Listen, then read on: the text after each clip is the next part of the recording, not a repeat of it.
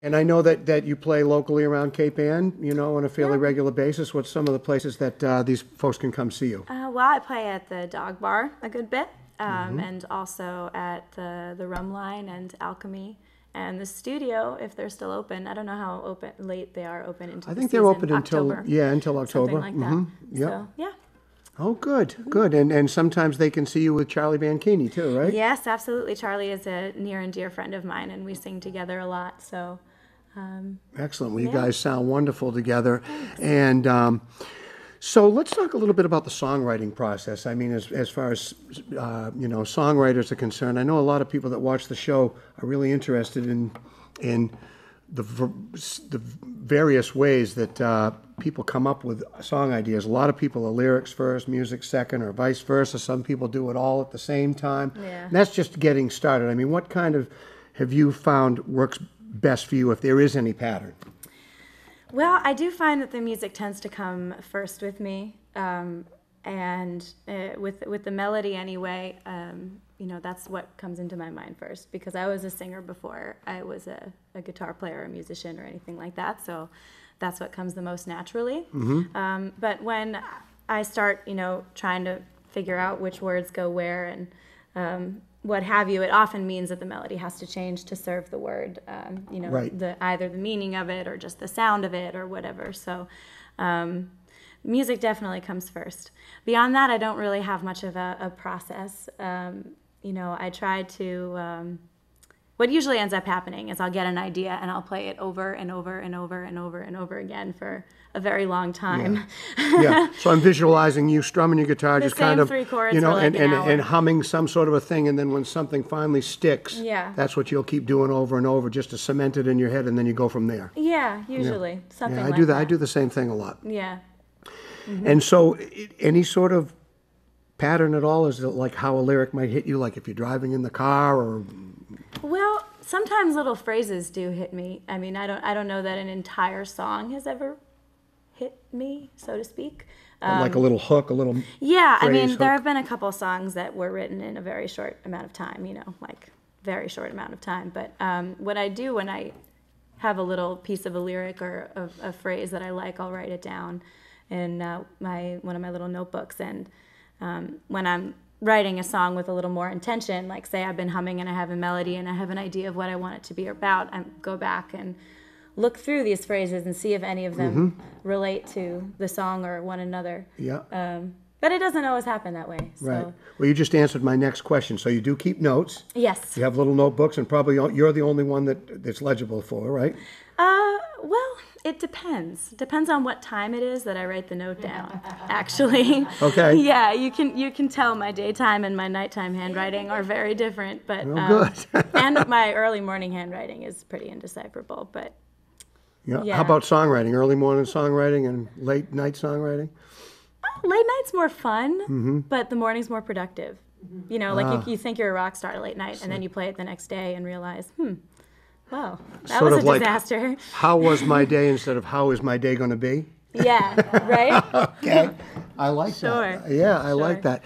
Well, that's wonderful. And I mean, you are a young woman coming up in a business that is fiercely competitive. It's changed so much. I mean, since I've been doing it, where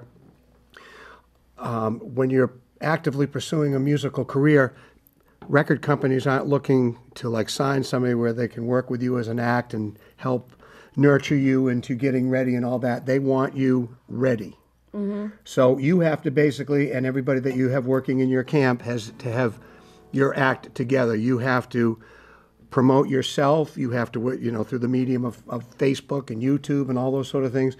You have to do all that. And then finally, when you have enough of a following and enough people that have like said this, this girl's really got it, then they start taking an interest. How do you feel about that? Is that quite a challenge? Yeah, I mean, it's intimidating. I don't know that it's necessarily any more intimidating than it was for earlier generations of musicians. I think because we are a lot more empowered technologically and in terms of marketing and recording. And I mean, anybody who buys a Mac computer has GarageBand, and I've heard some really incredible stuff done in GarageBand. Oh, yeah. Not to say that GarageBand is a software you use to record music with. Right. Probably explain. Everybody, once you buy a new computer, everybody has their own little home recording studio. It's true, and it's pretty good quality. It's pretty good quality, and I mean, if you take the time to get your own microphone instead of using the one on the computer and so on, I mean, there are very little steps to making a high quality, beautiful recording. Yeah. And that's empowering on the one hand, and on the other hand, it means that the record companies just want to buy your pressed album and distribute it as it is and not give you much for it, like in terms of production at the outset, as you were saying. They want a complete package. So it's kind of a double-edged sword, I feel like. And it's a funny thing, which you go onto YouTube, for instance, and say you're looking for a Beyonce song, her version, and that'll be at the top, and then there'll be more than 100 versions of other people singing her song. Yeah. Unknown people, because anybody can put anything they want on YouTube. So you hear these amazing copies and all that sort of thing, and so it's a whole different world. Yeah, and it's easy to feel lost, I think, for that reason. Well, stick with your songwriting. It's great stuff. Thank That gives you the edge. We're talking with Marina Evans, and we're going to end off with one more song. All right, I'm going to just tune up a little bit. Yeah, absolutely. And we would like to let you know that if you would like to see Marina and other local acts playing in the Cape Ann area, that you can always go to gimmesound.com, and we usually have that up on the screen. And if you would like to find out where Marina's playing and hopefully purchase some of her music, go to her websites or her MySpace. No pressure. And she would love to have you do that. And we appreciate you folks coming and embracing our live music, which we're so proud of here on Cape Ann. Yes, Woo! Absolutely. Yes, we All are right. quite a unique community that way. And once again, we're talking with Marina Evans, and it was great to have you on the show. We wish you the Alan. best of luck.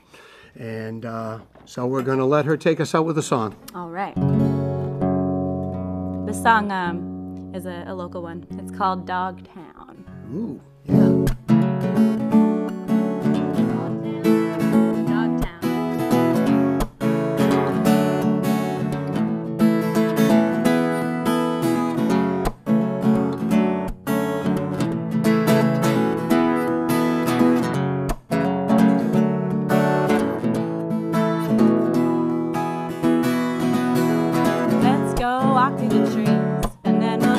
What's going on? What's glowing on? Smoke, drink, do what you please. We're all just knowing that the wind keeps blowing, and I've never made so much noise when I behave like one of lost boys. Oh, Dogtown, take me home. Going out or coming in, 'cause even if the bar keeps gone, we've still got the gin.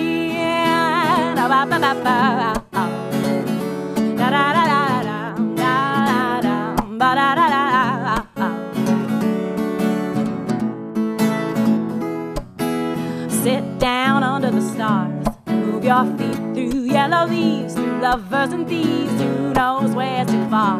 We're all just believing in what we're seeing. I've never felt so alone when I've arrived in a place that I once called home. Oh, Dogtown, take me in through the longest night.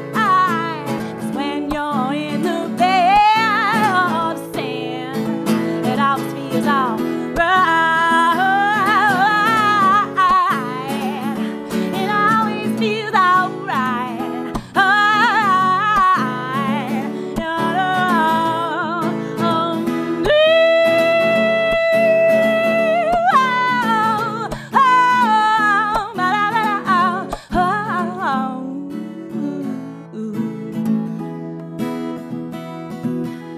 Let's go out to the sea, and then we'll feel what's going on, what's glowing on, who knows who will be.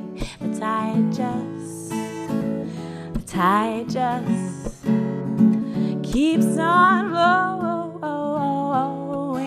without flowing without you or me.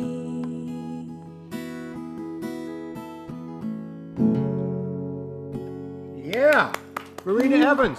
Thank you. We were swiveling on chairs on that one. Whoa, I was moving back and forth. Thank you for watching our show. Thank Marina, you. great. Best of luck, and we'll see you Alan. soon. Thank you, folks. Thank you. Have a good night.